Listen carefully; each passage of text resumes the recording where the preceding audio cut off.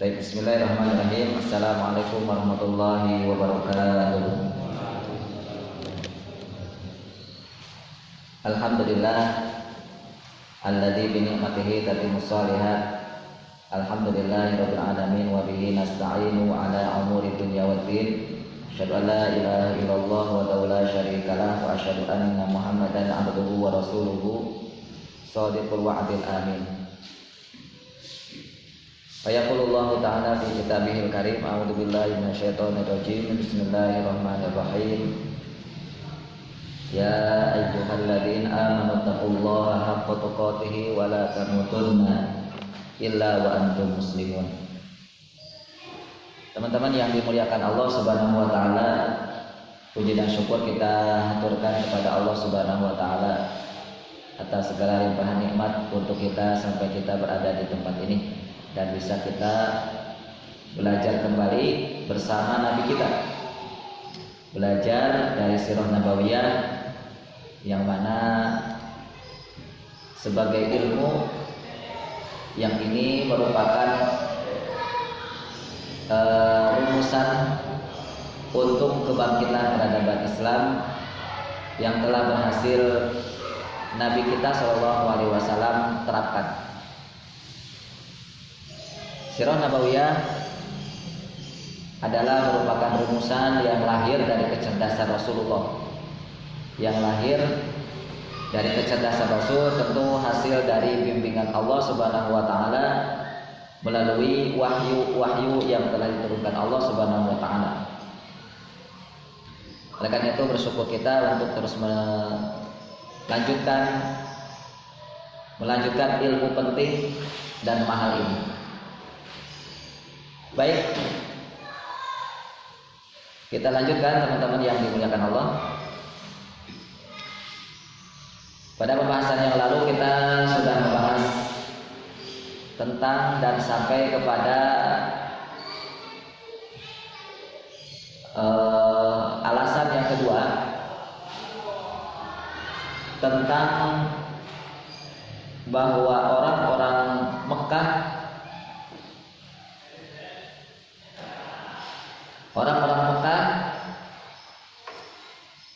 biasa, termasuk para pemukanya, termasuk para pemimpinnya, biasa menyusukan atau mengasuh anak-anak mereka selama 2 tahun di pemukiman Bani Sa'ad. Salah satu di antara sebabnya, yang pertama yang disebutkan di dalam kitab sirah adalah karena Bani Sa'ad ini kampungnya bisa menjauhkan dari berbagai penyakit menular. Kampungnya Bani Sa'ad ini kampung yang bisa menjauhkan dari berbagai penyakit menular. Itulah mengapa kampungnya Bani Sa'ad ini menjadi kampung yang dianggap bagi mereka kampung terbaik untuk melahirkan generasi terbaik. Yang kedua,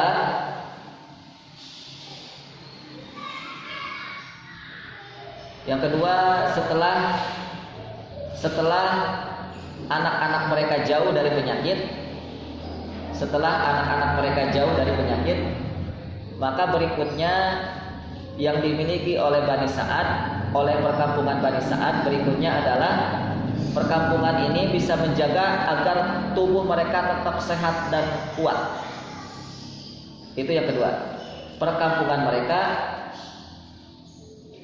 adalah perkampungan yang bisa tetap atau mampu menjaga tubuh dan jasad mereka, fisik mereka agar tetap sehat.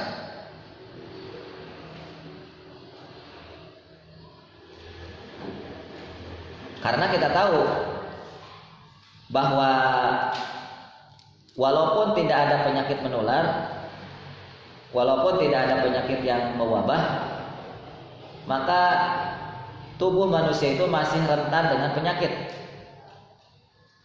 tubuh manusia itu masih tetap rentan dengan penyakit. Karena bahwa manusia ini hidup di dunia ini, bukan di surga. Di mana dunia ini hidup bercampur dengan berbagai macam makhluk. Hidup bercampur dengan berbagai macam makhluk. Dan di antaranya makhluk-makhluk yang itu bisa mengganggu kesehatan manusia. Apalagi ketika manusia sudah tidak bisa lagi mengatur hidupnya, maka akan sangat rentan terkena penyakit. Kalau apa? Kalau tidak mampu mengatur hidupnya. Di antaranya apa? Pola tidur. Pola tidurnya tidak teratur, pola makannya tidak teratur. Walaupun tidak ada penyakit menular, maka tetap manusia akan rentan dengan penyakit. Nah, keunikan dan keutamaan, keistimewaan kampung Bani Sa'ad ini begitu. Jadi selain jauh dari penyakit menular, yang kedua bisa menjaga tubuh mereka tetap sehat.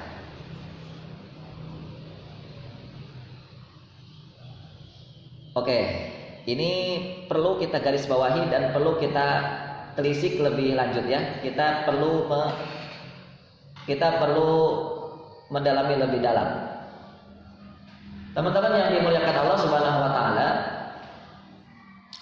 berbicara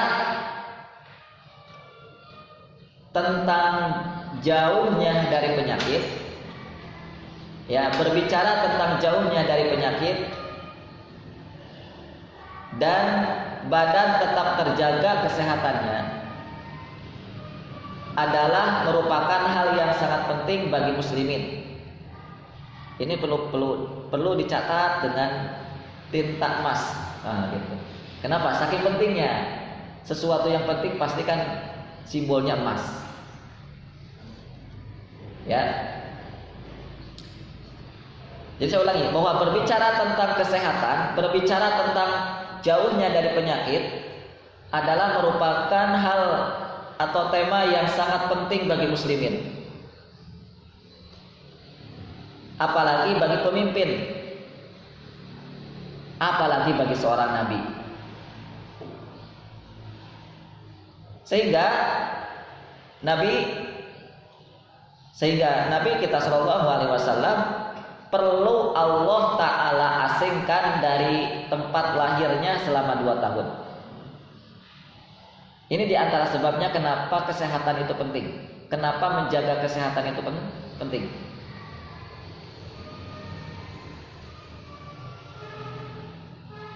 Nabi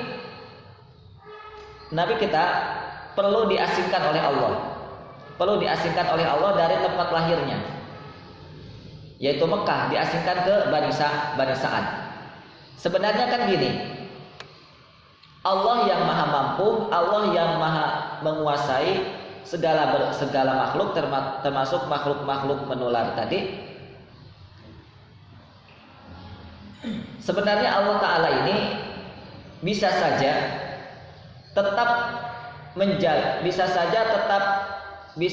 masih tetap menjaga fisik Nabi kita. Bisa saja Allah itu Allah mampu menjaga fisik Nabi Muhammad, termasuk tujuan-tujuan yang lain yang kenapa Nabi Muhammad itu diasingkan ke Bani Sa'ad. Itu bisa saja Allah tetap menjaga nabinya, walaupun tanpa harus diasingkan ke Bani Sa'ad, Artinya masih tetap tinggal di Mekah. Walaupun Nabi Muhammad tetap tinggal di Mekah, Allah masih mampu menjaga Nabi Muhammad agar tetap sehat.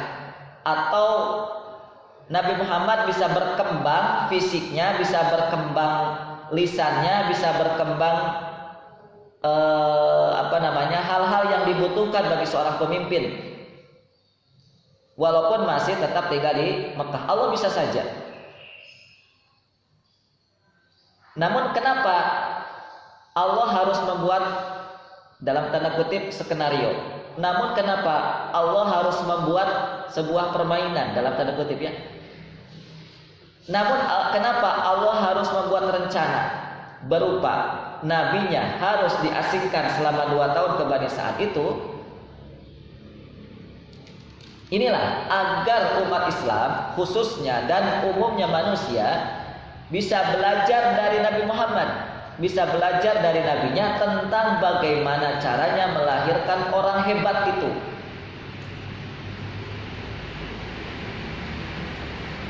Ya. Atau tidak usah jauh-jauh. Sebuah kejadian spektakuler, sebuah kejadian besar yang menentukan kebesaran muslimin, yaitu hijrah ke Madinah. Itu kan Rasulullah Shallallahu Alaihi Wasallam bersama Abu Bakar As-Siddiq itu perjalanannya cukup atau sangat mengkhawatirkan ketika perjalanannya sudah diketahui oleh orang-orang kafir. Nabi Muhammad SAW dengan Abu Bakar As-Siddiq radhiyallahu anhu, mengapa sih ketika berjalan dari Mekah ke Madinah untuk hijrah itu harus melakukan berbagai ketakutan, harus merasakan berbagai ancaman, harus merasakan berbagai tekanan? Mengapa sih Allah tidak langsung saja memindahkan nabinya sebagaimana Allah menerbangkan nabinya dari Mekah ke Palestina dan ke Sidratul Muntaha dengan buruk itu? Kenapa enggak dimudahkan seperti itu saja ketika peristiwa hijrah itu? Kenapa harus ada skenario? Kenapa harus dibuat satu rencana perjalanan Nabi Muhammad bersama Abu Bakar pergi dari Mekah ke Madinah itu dengan begitu rumitnya? Itulah sebabnya. Karena Allah ingin hamba-hambanya, Allah ingin kita muslimin belajar bagaimana cara melahirkan generasi hebat itu. Kalau nggak begitu, nggak ada yang bisa dipelajari dari Sirah Nabawiyah. Kalau serba mudah ya, bukankah Rasulullah memiliki sesuatu yang tidak dimiliki oleh manusia biasa? Apa itu? Mukjizat. Kan beberapa kali mukjizatnya ditampilkan ya. Tahu nggak mukjizat Nabi selain Al-Quran? Beberapa kali Nabi Muhammad SAW itu ketika mau dilempari, ketika mau dibunuh, ketika mau apapun itu oleh Abu Jahal, oleh Abu Lahab, oleh musuh-musuhnya, Allah membuat mata musuh-musuhnya itu gelap, tidak melihat Nabi Muhammad. Itulah mukjizat. Kenapa enggak semudah itu saja sih ketika peristiwa hijrah? Itu diantaranya karena Nabi Muhammad SAW dijadikan sebagai uswatun hasanah. Bagi siapa? Bagi kita yang menginginkan kembalinya generasi hebat, bagi kita yang menginginkan kembalinya generasi gemilang itu. Caranya apa tadi? Di antaranya caranya kita harus menjaga kesehatan, teman-teman. Di antaranya kita harus menjaga dari berbagai penyakit menular, bukan hanya penyakit yang sifatnya fisik, tapi penyakit yang sifatnya akal, berupa pemikiran, atau penyakit-penyakit yang lain. Pokoknya semua penyakit yang itu bisa mempengaruhi kualitas kita sebagai muslimin, kita harus hindarkan dari kehidupan muslimin. Bagaimana caranya tadi? Nabi Muhammad harus diasingkan ke Bani Sa'ad. Ya, Nabi Muhammad harus diasingkan dulu ke Bani Sa'ad.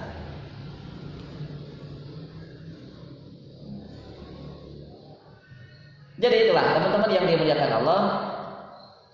Allah ingin walaupun Nabi Muhammad itu calon nabi, Allah ingin tetap ada sunatullah yang berjalan.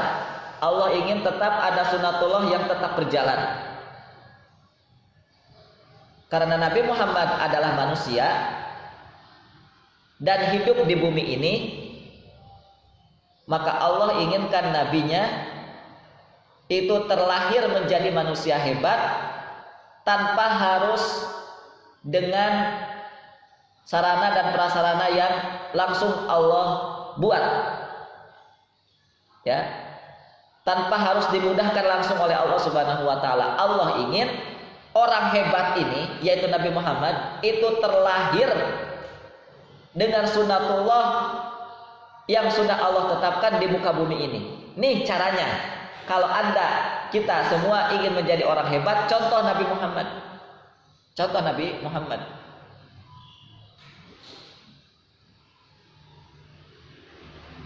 Bahwa ternyata untuk menjadi orang hebat itu perlu tahapan. Orang hebat itu ternyata perlu tangga-tangga yang harus dijalani. Ya, tangga-tangga yang harus dipelajari dan diamalkan. Tidak bisa langsung tiba-tiba setahun 2 tahun bisa menjadi orang hebat. Nabi kita Shallallahu Alaihi Wasallam saja baru dilantik menjadi nabi itu butuh waktu 40 tahun lamanya. Ya, butuh waktu 40 tahun. Berarti kira-kira dari usia 0 tahun sampai 40 tahun itu masa persiapan untuk menjadi siapa? Untuk menjadi nabi. Untuk menjadi nabi.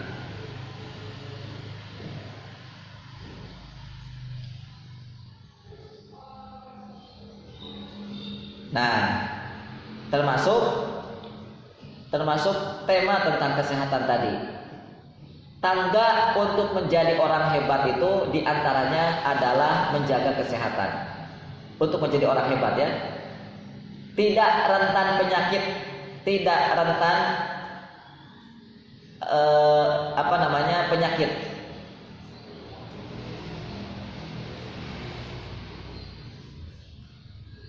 Apalagi kalau kita melihat bukan hanya sekedar perjalanan kehidupan biasa, ya. Perjalanan kehidupan biasa saja ya melelahkan. Perjalanan kehidupan biasa itu misalnya, perjalanan kehidupan yang biasa itu misalnya anak sekolah, ya, lalu dia mengerjakan tugas dari sekolahnya, terus begitu. Lalu nanti setelah sekolah dia kerja, kuliah dulu. Kuliah belajar pun butuh waktu bertahun-tahun, butuh waktu berpuluh-puluh tahun. Lalu setelah itu dia berkeluarga, bekerja. Nah, menjalani kehidupan rutinitas seperti itu saja manusia kelelahan. Apalagi menjalani kehidupan kita sebagai muslim. Apa bedanya perjalanan kehidupan manusia biasa dengan perjalanan kehidupan kita sebagai muslim? Bedanya di mana? Bedanya kita punya amanah, kita punya tanggung jawab untuk menegakkan Islam. Itu bedanya. Maka umat Islam itu perjalanan kehidupannya di muka bumi ini teramat berat dibandingkan dengan manusia biasa.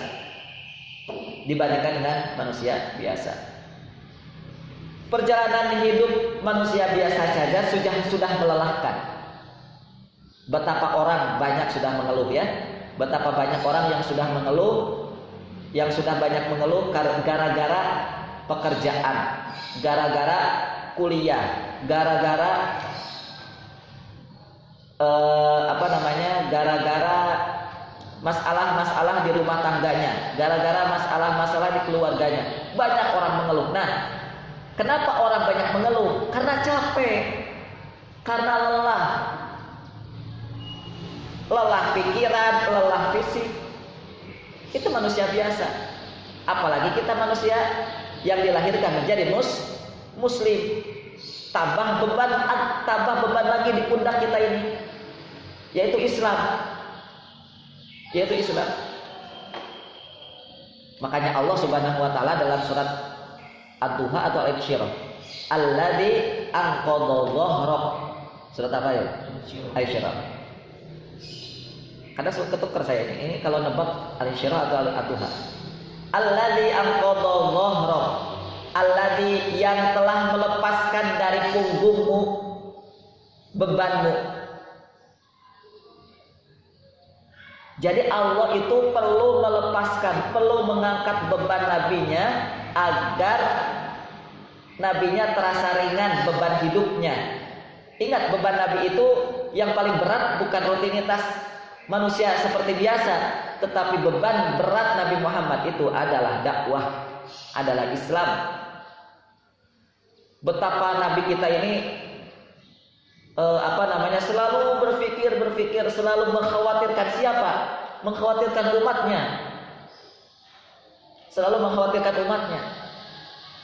Bagaimana umatnya ketika nanti di Siratal Mustaqim itu, ketika di Sirat itu jatuh, ketika di Sirat itu dia tidak bisa sampai ke pintu surga itu. Itu betapa dipikirkan oleh Nabi kita Shallallahu Alaihi Wasallam. Dari mulai beliau masih ada di kehidupan dunia ini sampai nanti beliau berada di surga, bahkan beliau sudah masuk surga, Rasulullah masih tetap memikirkan umatnya. Ummati, ya Allah umatku, ya Allah. Akhirnya Nabi kita terpaksa turun lagi dari surga, keluar lagi dari surga untuk siapa? Melihat umatnya.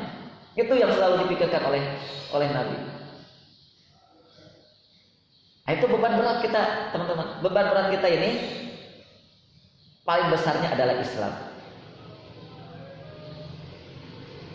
Maka berarti umat Islam itu harus jauh lebih sehat daripada manusia biasa.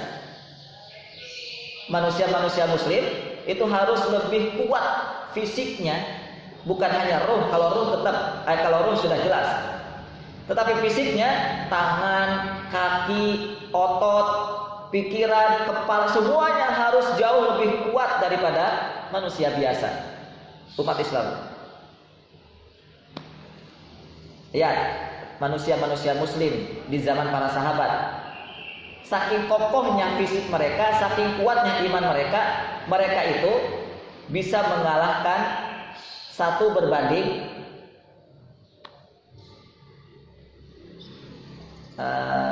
ada yang sampai 1 berbanding 1000 kan, seperti Al-Qa'qa itu. Tapi yang disampaikan dalam surat At-Taubah apa?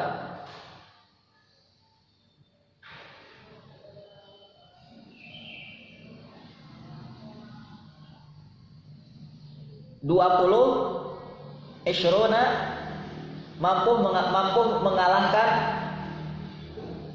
2000. Berapa? 20 mampu mengalahkan 2000 kan? Lihatlah surat Al-Baqarah, surat At-Taubah itu. At-Taubah atau Al-Anfal.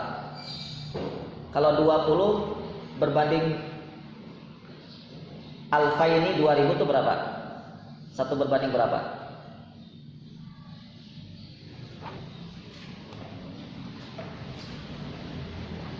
Ya pokoknya hebat lah. Diajak mikir matematika susah ya. Pokoknya hebat. Nah, gitulah ya. Kalau jadi muslim itu harus serba cepat. Jadinya enggak ini. Baik. Nah, perjalanan kita sebagai muslimin ini teramat sangat berat. Makanya yuk serius, jangan banyak ketawa ya. Kalau belajar kok ketawa aneh saya. Kalau ketika belajar kok mukanya kemana-mana, saya kadang geleng-geleng kepala ini. Ini orang lagi gimana? Ini orang muslim, anak generasi muslim atau generasi apa? Para ulama telah membuat satu konsep, ya, salah satu semboyan lah begitu, tentang betapa beratnya tugas kita sebagai muslim. Para ulama mengatakan al-wazifatu aktsaru minal awqat, bahwa tugas kita sebagai muslim, al-wazifah itu tugas, Tugas kita sebagai muslim itu lebih banyak dari apa? Al-awqat, dalam waktu-waktu yang ada dalam kehidupan kita. Kita dikasih Allah waktu 24 jam. Ya, sehari 24 jam. Itu ternyata kalau dibandingkan dengan wazifah kita sebagai muslim itu jauh lebih banyak daripada 24 jam sehari dalam hidup manusia di muka bumi ini. Begitu juga waktu kita yang Allah kasih jatah di muka bumi ini yang kisaran 60-70 tahun. Ya. Itu ketika dibandingkan dengan tugas yang Allah berikan kepada kita sebagai manusia, sebagai muslim, yaitu dakwah, menyampaikan Islam dan seterusnya, menegakkan Islam, itu jauh lebih berat dan lebih banyak. Oleh karena itu, karena perjalanan kita panjang, karena tugas kita berat dan melelahkan, itulah kita butuh fisik yang prima, teman-teman. Kita butuh fisik yang selalu fit dan tidak sakit-sakitan.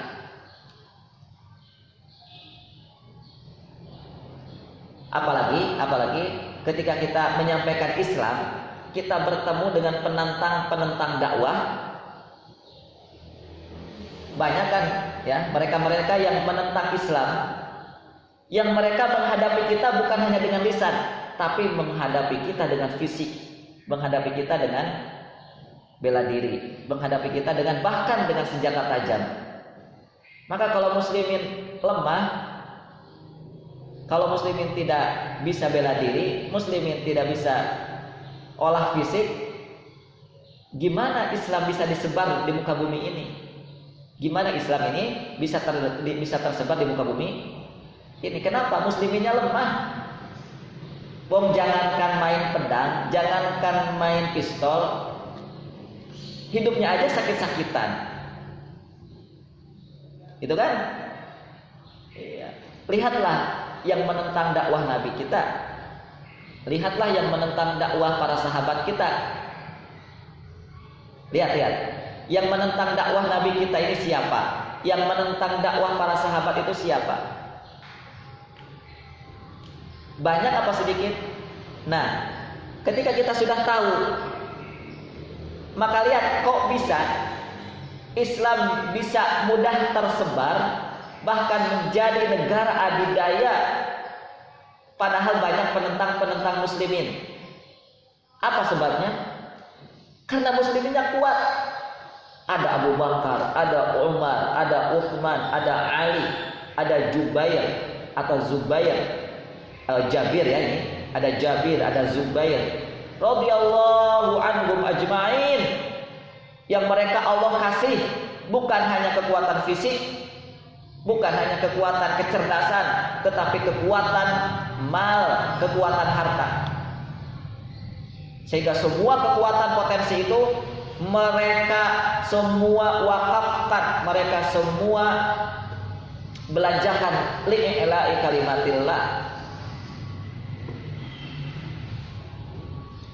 Jadi gitu.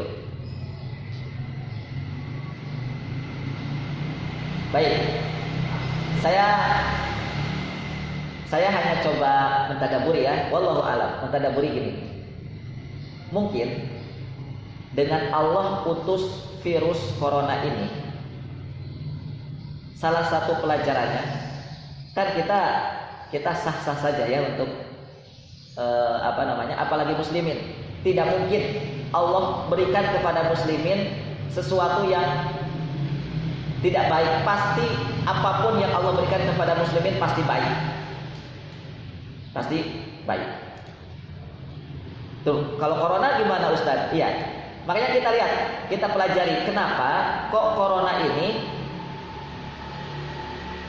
virus ini kok menyebarnya tidak hanya di dunia-dunia kafir atau di negara-negara kafir saja. Kok virus corona ini sampai masuk ke negeri-negeri muslim? Nah, berarti ada pelajaran ini. Mungkin salah satu pelajarannya mungkin, wallahu a'lam, muslimin hari ini, zaman ini perlu Allah didik, perlu Allah ajari bagaimana cara menjadi manusia-manusia kuat. Perlu Allah didik, perlu Allah bina, ya. Bagaimana memiliki fisik yang prima dan fit gitu. Maka perlu Allah utus virus ini. Bukankah kita tahu? Bukankah kita sering mendengar dari para ahli bahwa ternyata katanya kalau virus corona ini masuk kepada orang yang fisiknya prima nggak mempan, kan gitu ya. Kalaupun flu atau demam ya demam biasa, atau panasnya cuman bahkan nggak sampai sehari, bahkan mungkin 2 jam atau 3 jam, atau dari panasnya mungkin sore hari, malamnya sudah normal lagi, mungkin begitu.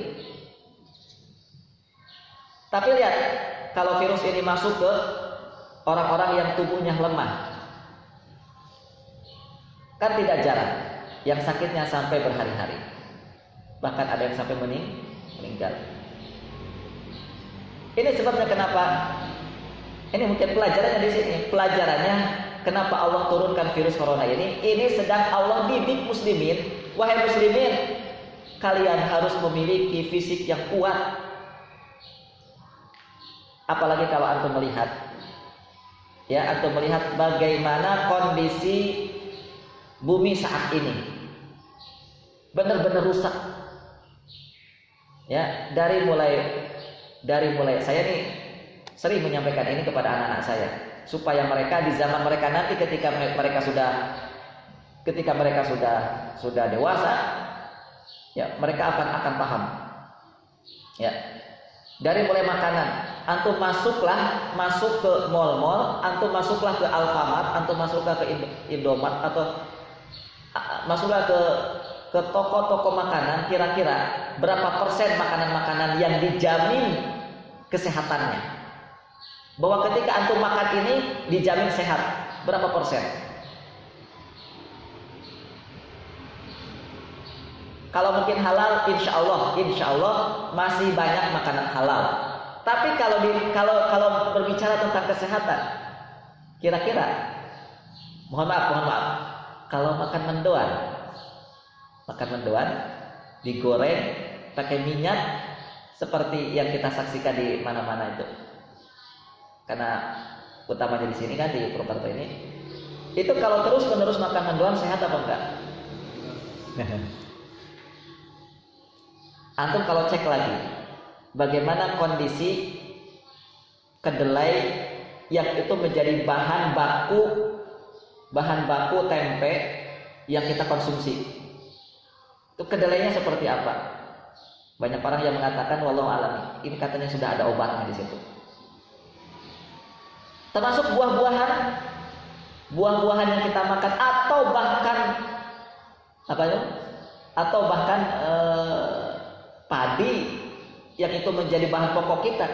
Itu kan sudah banyak padi-padi kita yang disemprot pakai apa? Pestisida. Coba pestisida itu kalau kita makan, bisa jadi kanker kan? Makanya para pakar kesehatan tuh mengatakan, salah satunya Dr. Zaidul Akbar yang saya share kepada antum, ya, tolong dicek lah itu dan ditonton. Insya Allah itu bagus menurut saya.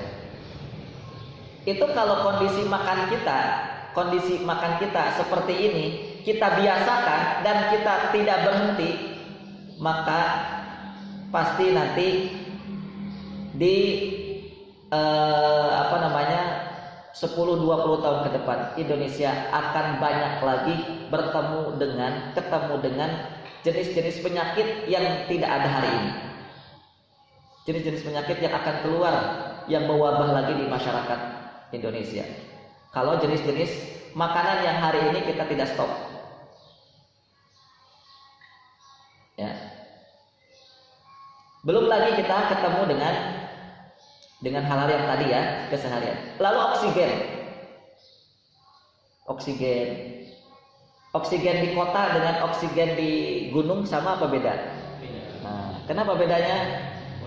Iya, kita harus sudah berhati-hati harus sudah bisa berhati-hati ketika kita hidup di tengah-tengah kota seperti di tempat ini. Kok kenapa kita menghirup udara kok jadi penyakit? Kan udara ini gratis Allah berikan kan, oksigen ini. Tapi kenapa kok hari ini kita mencium atau menghirup udara kok jadi penyakit? Ya, karena udara di muka bumi ini sudah teroksidasi atau sudah tercampuri dengan limbah-limbah yang dibuat oleh manusia sendiri.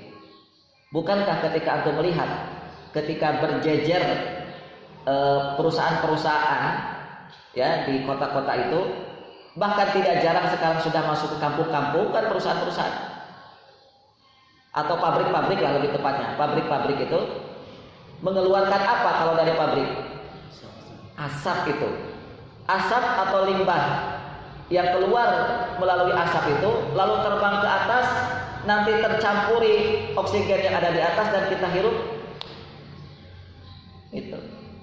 Lalu belum lagi si perusahaan ini mengeluarkan limbah melalui apa? Melalui sungai atau perairan. Kan luar biasa kotornya. Antum kalau pergi ke kota-kota, ke Jakarta apalagi kan, itu sungai-sungai sudah tidak lagi karuan warnanya, baunya. Dan di situ banyak perubahan-perubahan atau manusia-manusia yang tinggal di situ. Sampai akhirnya air yang setiap hari dikonsumsi, itu tidak jelas lagi warnanya. Antum pernah main ke Bogor? Antum pernah main ke Karawang? Lihat warna air yang ada di Bogor dan di Karawang. Saya pernah main ke Bogor beberapa hari dan ke Karawang. Kalau ke Karawang saya punya teman di situ. Itu ditunjukin di situ warnanya nggak sebening yang ada di tempat kita. Itu gara-gara siapa? Itu gara-gara mereka-mereka yang tidak mengindahkan, yang tidak memperdulikan aturan Allah Subhanahu wa taala itu. Wa idza tawalla sa'a fil ard liyufsida fiha wa yuhlikal hartha wan nasl. Ketika orang-orang yang tidak beriman itu berjalan di muka bumi, mereka menguasai hal-hal yang diperlukan, yang dibutuhkan oleh manusia, ya. Mereka karena tidak beriman itu mereka melakukan pengerusakan liyufsida fiha di muka bumi ini. Tidak hanya itu, liyufsida fiha wa yuhlikal harta. Mereka menghancurkan tumbuh-tumbuhan, pohon-pohonan, wan nasl, dan juga merusak tubuh manusia, merusak nasab. Ya, merusak nasab. Nasab di sini bukan hanya nasab manusia, tapi juga nasab binatang. Juga nasab pohon-pohonan dan buah-buahan. Itu dirusak dengan sedemikian rupa oleh mereka-mereka yang tidak mau beriman kepada Allah Subhanahu wa taala. Ya, lihatlah kondisi kita hari ini. Kita butuh informasi-informasi bagaimana kita bisa hidup di tempat ini tapi tetap sehat. Maka kita cek nanti Bani Sa'ad. Maka kita cek nanti keluarga perkampungan Bani Sa'ad itu seperti apa. Mudah-mudahan walaupun kita hidup di tengah-tengah pabrik, walaupun kita hidup di tengah-tengah perkotaan, kita masih bisa hidup sehat. Mudah-mudahan ketika kita nanti mentadaburi kampung Bani Sa'ad. Ini belum. Kita baru baru memukodimahi seperti apa sih kampung Bani Sa'ad itu, kok bisa dijadikan sebagai tempat yang paling disukai oleh orang-orang Arab atau orang-orang Mekah untuk mengasuh anak-anak mereka. Lalu yang ketiga, kenapa orang Arab ini suka sekali mengasuh dan ya mendidik anak-anak mereka di Bani Sa'ad? Yang ketiga, wa tashtaddu a'sabihim.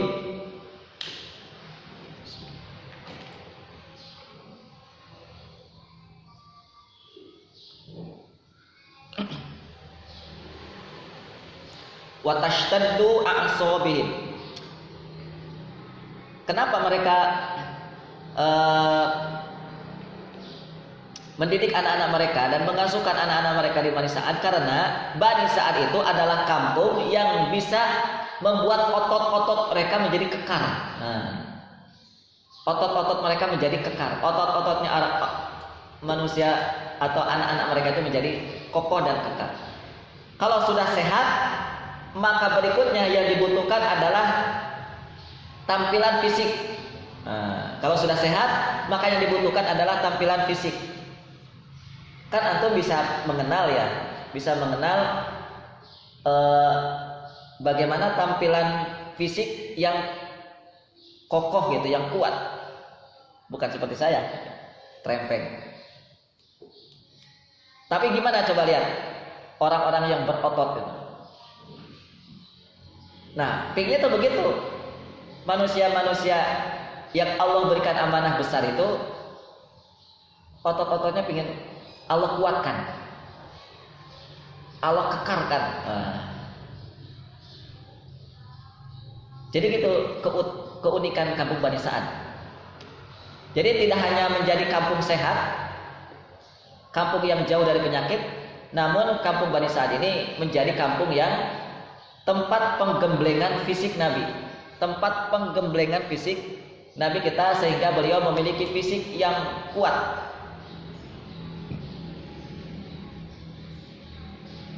Nah, di sini pun juga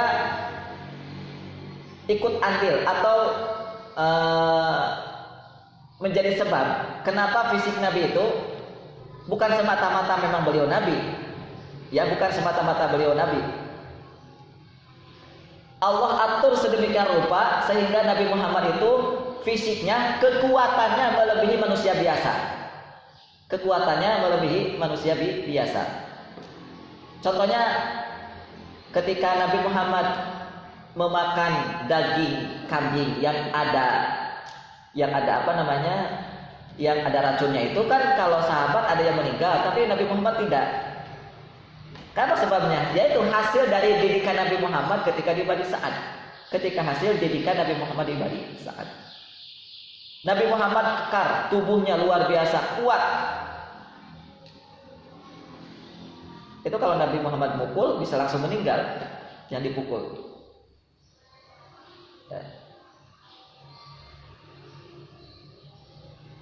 Kisahnya sama siapa ya Nabi Muhammad waktu gulat itu?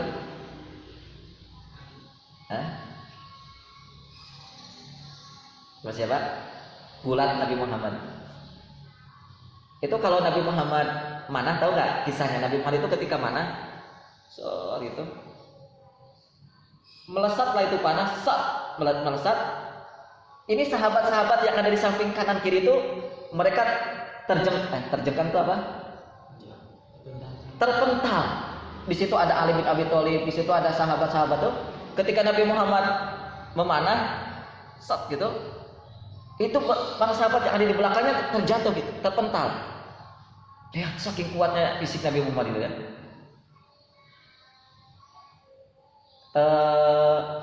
Panahnya kemana? Ya tentunya memang sengaja Nabi Muhammad itu tidak langsung menyentuh ke titik jantungnya. Itu ada sahabat yang bukan sahabat, ada musuh Islam yang sengaja dibidik oleh Nabi itu tidak langsung meninggal di tempat itu, tapi menyentuh apanya dulu gitu ya. Lalu ketika bekas panah yang menancap di tubuh orang ini itu menjadi penyakit dan akhirnya meninggal. Ini gara-gara panahnya yang ditusukkan oleh Muhammad, katanya begitu. Dan nanti antum baca insya Allah kisahnya, kalau tidak salah di peristiwa perang Badar. Peristiwa perang Badar itu ada kisah Nabi Muhammad ikut memanah. Nah, ketika beliau memanah kan kuat fisiknya.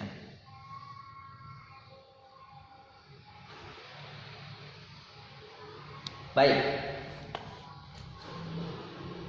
Maka kita bicara tentang kampung Bani Sa'ad, atau kita berbicara tentang Madinah juga ya. Bagaimana beliau mengatur Madinah sehingga menjadi kota yang juga bisa menguatkan para sahabat tentang fisik-fisiknya.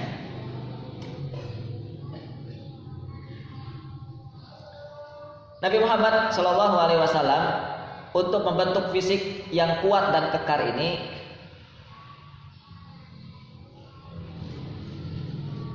beliau membuat satu arena, satu tempat khusus yang bertempat di dekat dengan Masjid Nabawi, yang arena itu digunakan untuk latihan-latihan olah fisik. Pernah dengar nggak kisah Nabi Muhammad itu menonton para sahabat yang lagi belajar yang lagi belajar nembak dengan tombak. Nah, jadinya nombak ya. Belajar nembak dengan tombak, lalu belajar panah-panahan. Lalu ketika Nabi Muhammad itu menonton, istrinya Aisyah radhiyallahu anha itu menyandarkan dagunya di sini. Menyandarkan dagunya di pundak Rasulullah sebagai suami, menyandarkan di sini. Pernah dengar kisahnya ini? Nah, itu menjadi potret atau jadi satu gambaran bahwa arena-arena olah fisik itu memang dibuat umum oleh Nabi, tidak dipersulit. Dipersulit. Hari ini kalau kita ingin belajar panah, berapa biaya yang harus kita keluarkan?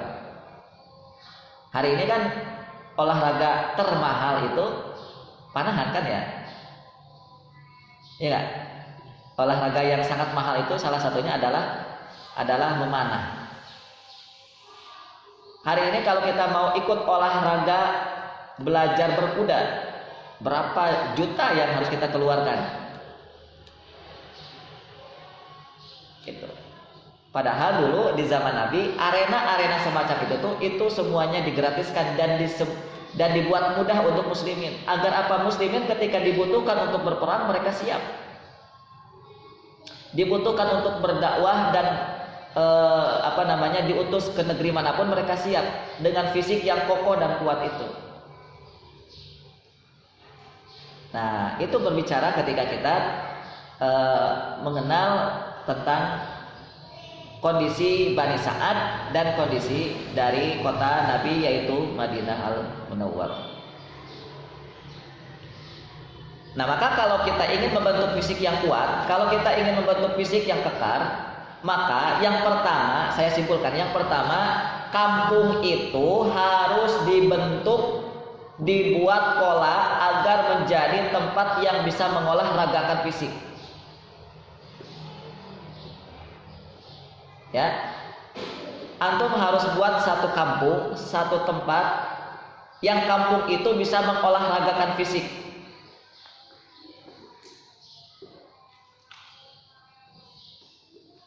Yang semua manusia yang tinggal di situ, ya, semua orang yang tinggal di situ itu bisa merasakan manfaatnya, bisa merasakan manfaatnya.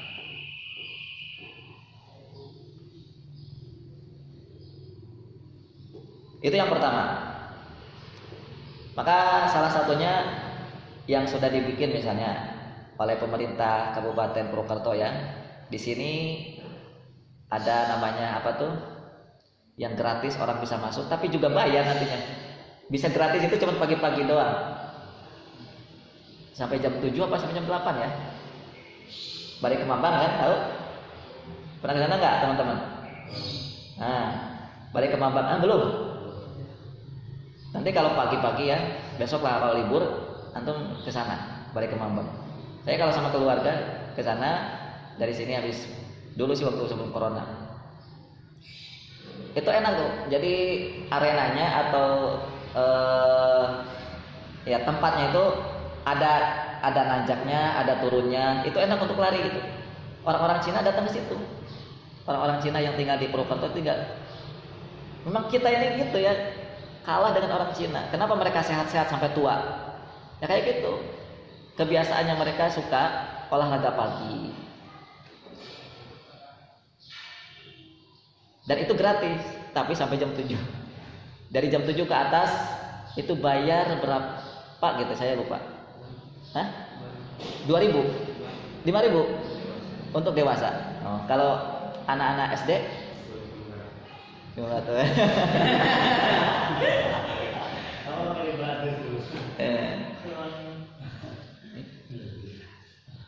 Itu sudah syukur ya, luar biasa itu pemerintah kita di sini sudah buatkan tempat umum. Itu bagus.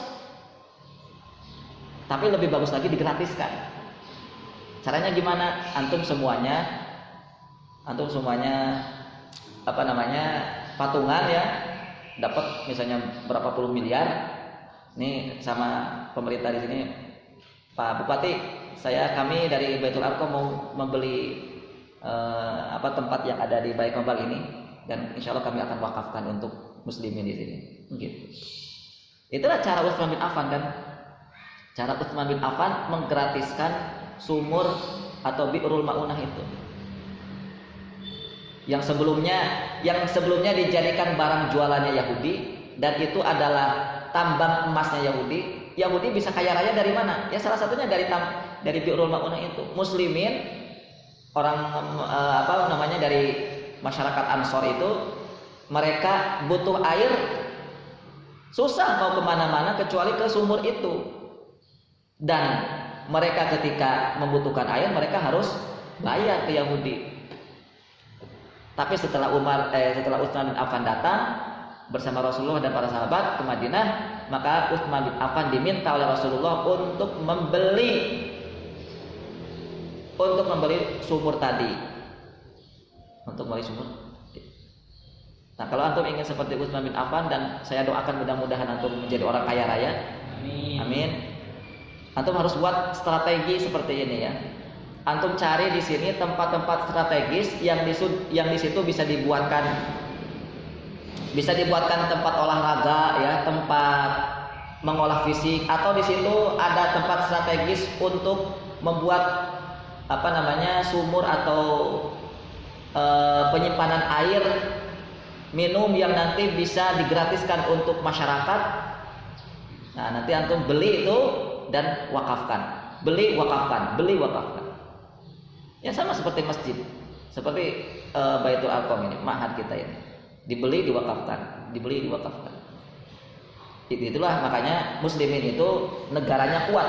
Negara muslimin, satu-satunya negara paling kuat di dunia itu yang muslimin itu. Kenapa? Karena sarana prasarananya itu dibangun di atas atau diasaskan pada wakaf. DPR MPR kalau hari ini itu di atas wakaf. DPR MPR yang di situ para pemimpin kita berdiri ya, para pemimpin kita mengatur rakyat, itu bangunannya wakaf. Kalau di zaman pemerintahan Islam, kalau hari ini enggak kan, bukan wakaf. Artinya kalau wakaf gimana? Ya, artinya kalau wakaf semuanya boleh memiliki, semua boleh menikmati kan gitu. Itu yang pertama. Yang kedua, kalau kampung itu, kita mengaca kepada kampung Bani Sa'ad. Kalau kampung itu ingin menjadi kampung untuk membentuk fisik yang kekar dan kuat itu, maka yang kedua, kampung itu harus memiliki persediaan makanan yang itu bisa membuat otot dan fisik masyarakatnya kuat-kuat.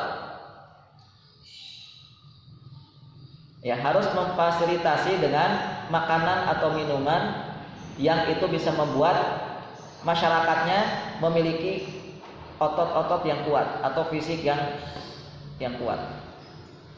Kira-kira jenis makanan apa tuh? Jenis makanan apa yang bisa dimakan gratis, tapi kalau bayar lagi ya Yahudi, itu mental Yahudi. Mau minum bayar, mau ya seharusnya nggak boleh ada itu jualan air minum tuh. Jualan air minum tuh kan tadi kan asal mulanya dari situ Yahudi, tahu nggak?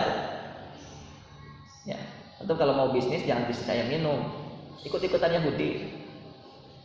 Ya, ikut-ikutan Yahudi Bani Nadir yang ada di Madinah. Ikut-ikutan Bani Nadir ya Bani Qaynuqa dan Yahudi Khaybar. Itu cara merusak muslimin. Ya, jangan ikut-ikutan menjual air minum. Lebih baik kayak ini. Siapa yang beli satu orang wakafkan. Kan kita luar biasa kan. Kita bukan hanya santri saja kan, bukan hanya saya, tapi masyarakat di sini kan juga. Masyarakat di sini boleh kan enggak? Ada enggak masyarakat kita yang minta air minum ke sini? Hah? Apa? Oh iya. Ya lumayan lah. Ya harusnya juga dilebarkan seluas-luasnya untuk kemaslahatan masyarakat umum. Itu ya dua pelajaran yang bisa saya sampaikan tentang tiga poin bahwa sebab-sebab atau tujuan kenapa bangsa Quraisy atau pemimpin Mekah ini menyusukan atau mengasuhkan anak-anak mereka di kampung Bani Sa'ad.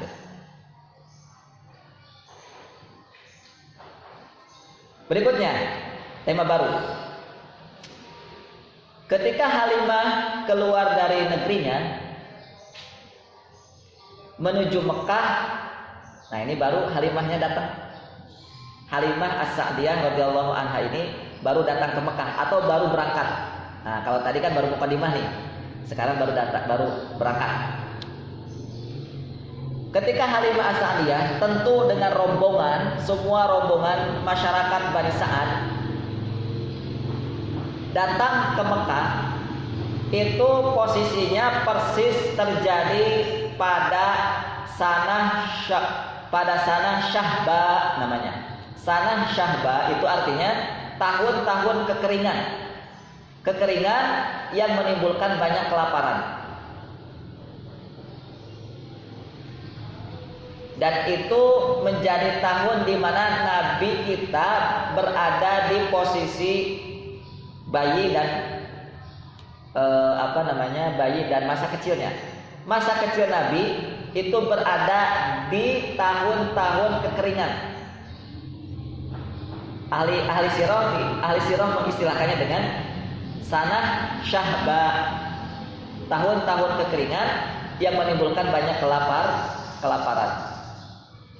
Sehingga dari keadaan ini unta yang tidak unta dan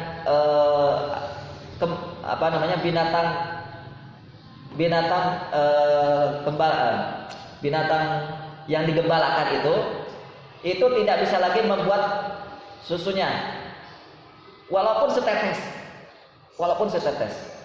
Makanya nanti ada kisah unik, ada kisah menarik dan ada kisah ajaib. Ada kisah ajaib antara Halimah As-Sa'diyah radhiyallahu anha dengan Nabi Muhammad ketika di masa bayinya. Ya.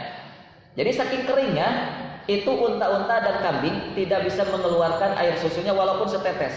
Jadi saking kering.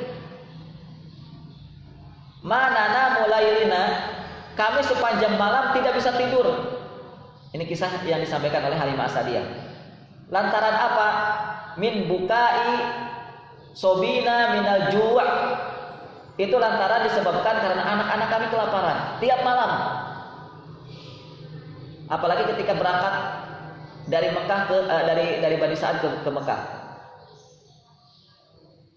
Kami sering tidak bisa tidur malam lantaran anak-anak kami menjerit kelaparan. Lalu ma yajidu fi sadhihi ma yubdihi. Kata Halimah, air susuku juga tidak bisa diharapkan lagi. Jadi pantas kenapa Aminah itu ibunda Nabi juga tidak bisa menyusukan, dan banyak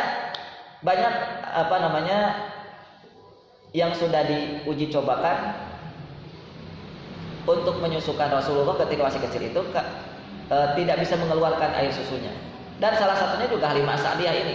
Halimah As-Sa'diyah ini pun juga di awal itu air susunya itu sangat sedikit. Nah, barulah nanti kita akan ketemu dengan keajaiban setelah Nabi Muhammad berada di pangkuan Ibunda Halimah As-Sa'diyah. Nah, sebagai penutup, saya hanya ingin menyampaikan beberapa pelajaran sedikit saja di pembahasan tentang tema baru ini, tentang dimulainya perjalanan Nabi Muhammad, dimulainya perjalanan Halimah As-Sa'diyah bersama rombongan dari Bani Sa'ad atau kampung Bani Sa'ad ke Mekah. Pelajarannya, teman-teman yang dimuliakan Allah, orang besar itu, orang hebat itu pasti hidup di masa kecilnya atau mayoritas hidup di masa kecilnya dalam situasi dan keadaan seperti ini. Orang besar dan orang hebat itu, kalau kita melihat perjalanan hidup mereka, biografi mereka itu, ketika masa kecilnya hidup di masa-masa sulit, ketika di masa kecilnya. Lihatlah apa yang dialami oleh Nabi Musa alaihissalam. Ketika Nabi Musa alaihissalam itu lahir dan hidup di masa kecilnya, beliau berada di masa di mana dalam kondisi sulit, yaitu di bawah ancaman pembunuhan setiap anak bayi laki-laki. Setiap bayi anak laki-laki semua dibunuh. Nah, ketika tahun itu Nabi Musa lahir. Nabi Musa lahir sampai akhirnya Nabi Musa diralung ke sungai.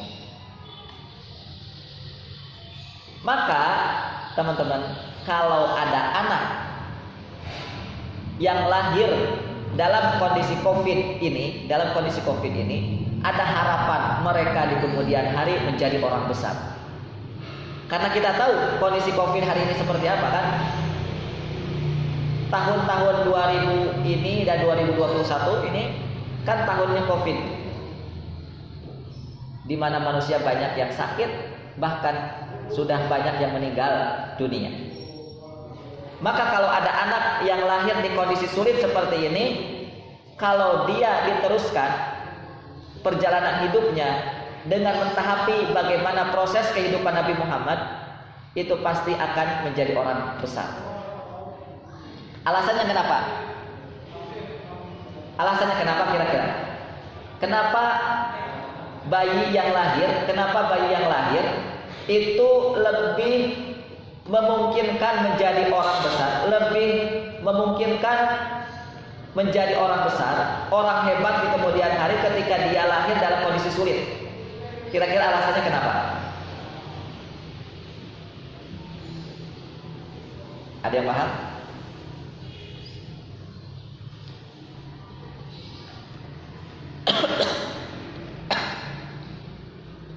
Salam.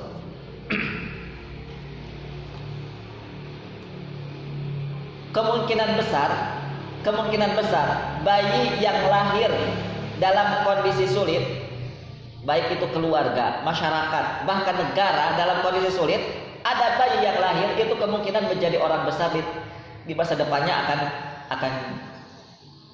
akan kecapean.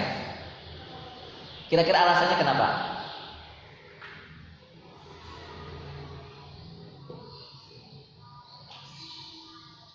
Alasannya apa? Daripada bayi yang lahir dalam kondisi tenang, kondisi nyaman, kondisi serba ada, kondisi serba mudah, kondisi serba enak. Alasannya kenapa? Karena kan di dalam Quran surah Al-Isra Allah mengatakan innamal usri yusra, innamal usri yusra. Setelah ada kesulitan pasti setelah itu ada kemudahan. Jadi anak kecil ini kenapa dia menjadi orang besar ketika sudah besar nanti? Karena di masa kecilnya dia sudah merasakan yang namanya kesulitan. Iya. Makanya Allah menggantinya ketika dia dewasa diberikan kenikmatan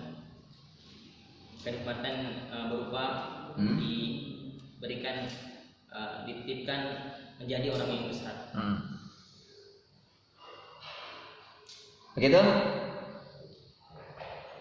Halo, kepada bengong? Boleh, itu alasan salah satunya. Tapi lihat, dalam surat Al-Ankabut ayat 65. Saya mulai dari Quran dulu. Kenapa orang yang lahir dalam kondisi sulit itu cenderung akan lebih mudah untuk menjadi orang hebat? Dalam surat Al-Ankabut ayat 65, Allah Subhanahu wa taala berfirman, A'udzubillahi minasyaitonirrajim. Fa idza rakibu fil fulki da'awullaha mukhlishina lahud-din falamma najjahum ilal barri idza hum yusyrikun. Apabila rakibu, mereka mengendarai, naik fil fulki, naik kapal. Mereka itu siapa? Orang-orang musyrik. Mereka ya menaiki kapal, da'awullah mukhlisin. Mereka mendoa kepada Allah, mereka memohon kepada Allah dengan mukhlisin, dengan benar-benar memurnikan keikhlasan, lahuddin, memurnikan agamanya, memurnikan ketaatan. Pokoknya benar-benar jadi anak soleh lah, atau benar-benar jadi orang soleh lah ketika mereka naik kapal. Namun falamma najjahum ilal barri, tatkala Allah menyelamatkan mereka sampai ke daratan, idahum yusyrikun, tiba-tiba mereka kembali lagi mempersekutukan Allah. Apa pelajaran di sini? Orang itu kalau dalam kondisi sulit pasti akan muncul rasa keinginan untuk mendekatkan diri kepada Allah. Sudah banyak kisah orang ketika ada di pesawat, lalu pesawatnya goyang, itu kan takbir Allah, Allah. Bahkan katanya orang ateis saja, orang ateis tanpa Tuhan, itu ketika kejadian itu menimpa mereka, mereka pun juga menyebut Tuhan. Katanya ateis, anti Tuhan. Tapi kenapa?